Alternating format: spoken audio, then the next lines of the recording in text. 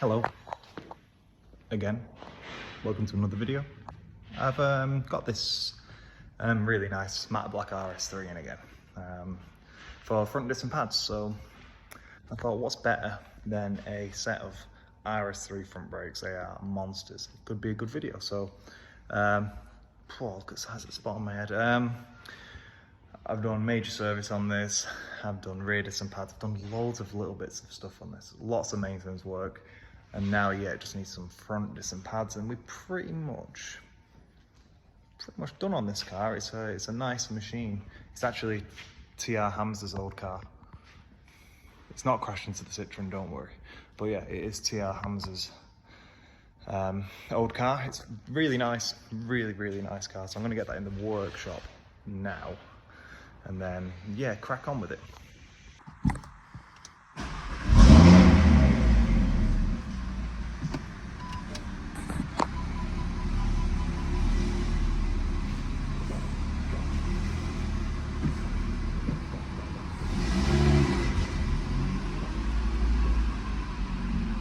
Vehicle's in the air with the wheels off. I did this off camera because if you know these brakes, you'll know how stressful this is. So blowtorch is out, which can only mean one thing: these pins were solid in. Luckily I've got the punches for the job, so it's over on my workbench, the one I use. But you can see this kit, this wind back kit I've got, it actually comes with 2 punches made for Brembo calipers there, so you can use a correct punch for the job, which means you minimize damage, which there is no damage there, which is good, because you see a lot of these cars with lots of dents and chips around there. You can see here no chips or anything like that, just a bit mushroomed over on ends of the pins, but that's pretty normal on these things after a set of pads.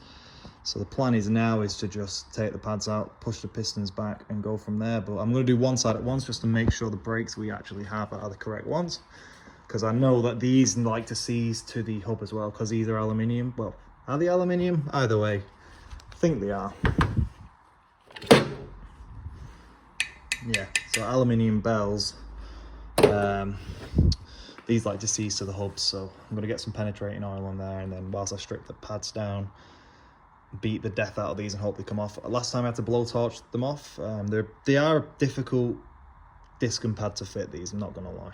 Pads are also notoriously common for sticking in here, so what I have is a slide hammer mold grip.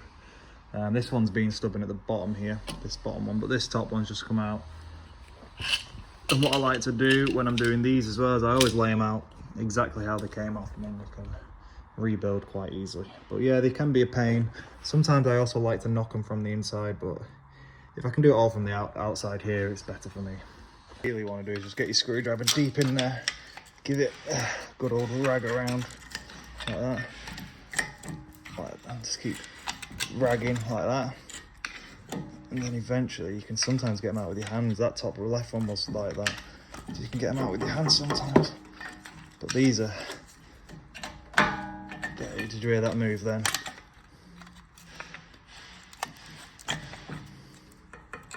There you go.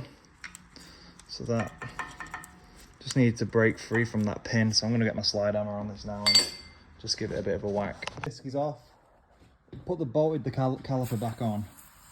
Just going to douse all this in brake cleaner. Get all the loose stuff off.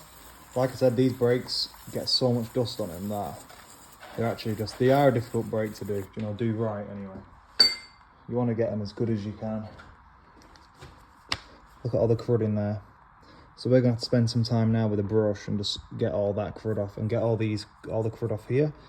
That's why the pads get sticky and get hot and overheat and do all kinds of other stuff. So yeah, we'll do that.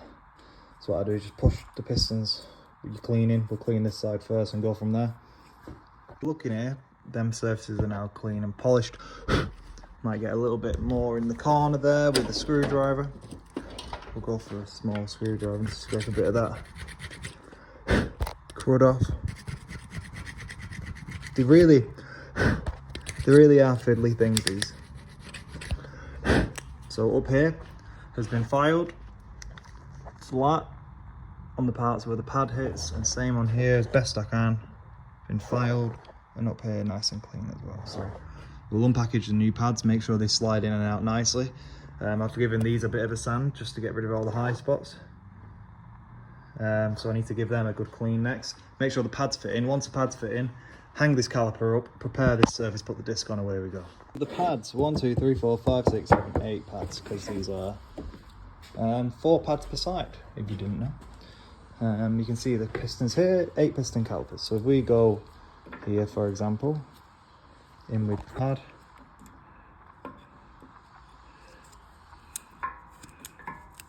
see that? That's seated nicely. So we can call that somewhat okay. I'm probably going to go a little bit further on them bits there, a tiny bit further on them bits, but they actually went in okay for these. Again, everything's smooth. It's just a bit of a tight fit, but you can see there, that's going in. Lovely. So we can proceed on now. That's good. Because remember, I had to bar the old pads out and use a slide hammer and everything, so you know you've done a decent job when you can clean them like that. So let's keep going. What we're aiming for here, absolutely super clean. And what brake pad grease we're going to use today is we'll use some actual what they use at Audi dealers. We'll use this stuff. This stuff's very good. So I'm going to put, I always put a dabble here. Don't put loads on because that's not good.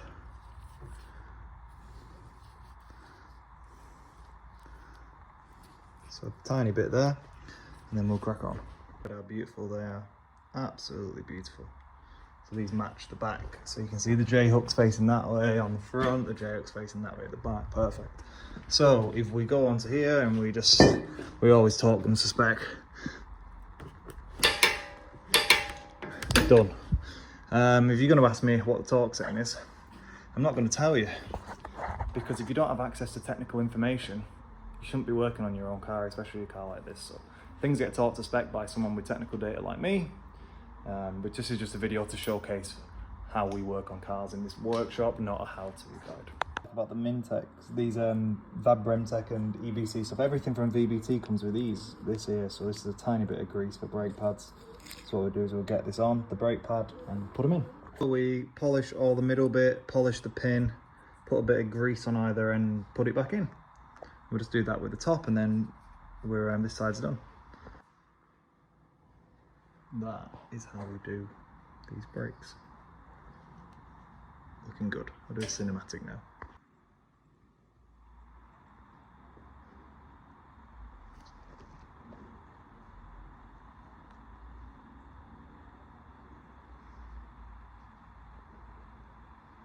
Okay, other side is done. Looking pucker.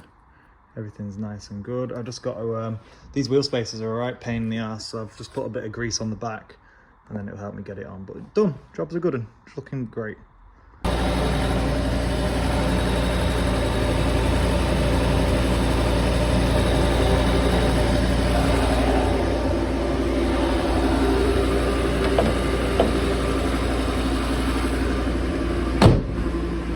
Done. Lovely stuff. Let's torque the wheels up. Let's torque the wheels up. Wondering why we changed the discs. You can see the sheer corrosion there on the lips. You can see how big they are. They're battered, them. Huge, way below minimum thickness. So that's why we changed them. But yeah, jobs are good. And they're probably way in for about 100 quid, them things. Look how heavy they are. It's a joke, by the way, if you're watching this and you're the customer. They're not worth £100, probably worth about £1. We now have J-hooked VBT discs, yellow stuff pads on the back, and we now have VBT discs, yellow stuff pads on the front. So let's hope the customer enjoys those, and yeah, let's get a photograph of the car and put it on Instagram.